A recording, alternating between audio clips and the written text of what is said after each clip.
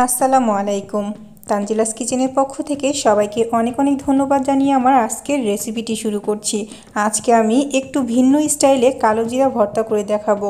কালোজিরা ভর্তা আমাদের স্বাস্থ্যের জন্য খুবই উপকারী আর যে কোনো রোগ প্রতিরোধ ক্ষমতা বৃদ্ধি করে এই কালোজিরা। আর এভাবে কালোজিরা ভর্তা করলে কালোজিরা ভর্তাটা খেতে একটুও তিতা লাগে না। আশা করছি ভিডিও শেষ পর্যন্ত আমার সাথেই থাকবেন।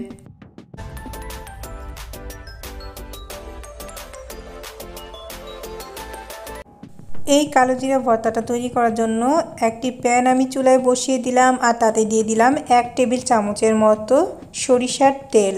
তাতে দিয়ে দিচ্ছি 4টি শুকনো মরিচ আর 5-6 কোয়া রসুন আর দিয়ে দিচ্ছি হাফ কাপের মতো পেঁয়াজ কুচি। আপনারা যদি ঝাল বেশি খেতে চান সেক্ষেত্রে মরিচের পরিমাণটা বাড়িয়ে দিবেন অথবা কম খেতে চাইলে দুটো দিলেও হবে।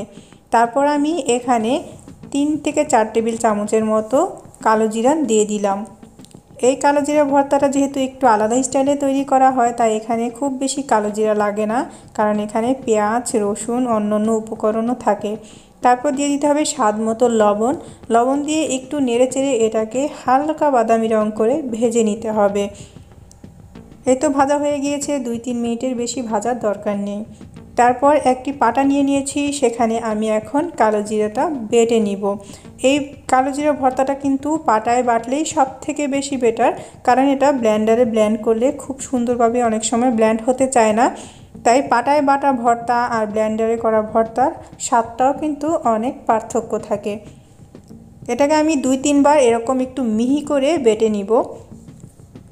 যেহেতু এখানে আগে থেকেই লবণ তেল সব কিছু দিয়েই ভেজে নিয়েছি তাই বাটার সময় এক্সট্রা অন্য কিছুই দেওয়ার দরকার নেই, শুধুমাত্র মিহি করে বেটে নিলেই হবে। পাটায় বাটা যে কোনো ভর্তা কিন্তু একটু কষ্টকর হয়ে যায়, তবে এই পাটায় বেটে নিলে যে ভর্তার টেস্ট পাওয়া যায় ব্লেন্ডারে ভর্তা করলে কিন্তু সেম টেস্ট হয় না। অবশ্যই পাটায় বাটার ভর্তার টেস্ট আরও বেশি ভালো হয়। একবার বাটা হয়ে গেলে এটাকে আরেকবার বেটে মিহি করে নিতে হবে, ঠিক এই রকম করে বাটা হয়ে গিয়েছে। এখন এগুলোকে আমি একটি প্লেটে উঠিয়ে রাখছি।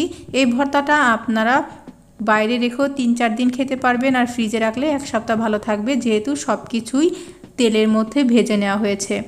আজকে আমি ভর্তা দিয়ে খাওয়ার জন্য খিচুড়ি রান্না করেছিলাম আর পাটায় লেগে থাকা অবশিষ্ট ভর্তা দিয়ে এভাবে খিচুড়ি কিংবা ভাত খেতে খুবই মজা লাগে আমার কাছে। আপনারা খেয়েছেন কিনা অবশ্যই কমেন্ট করে জানাবেন আপনাদের কেমন লাগে। আশা করছি আমার আজকের কালোজিরা স্পেশাল ভর্তাটি আপনাদের ভালো লেগেছে। ভালো লাগলে লাইক কমেন্ট শেয়ার করতে ভুলবেন না। আর যারা এখনও আমার চ্যানেলটিকে সাবস্ক্রাইব করেননি প্লিজ চ্যানেলটি সাবস্ক্রাইব করে দিবেন, পাশে থাকা বেল বাটন বাজিয়ে দিবেন পরবর্তী নোটিফিকেশনের জন্য। আল্লাহ হাফেজ।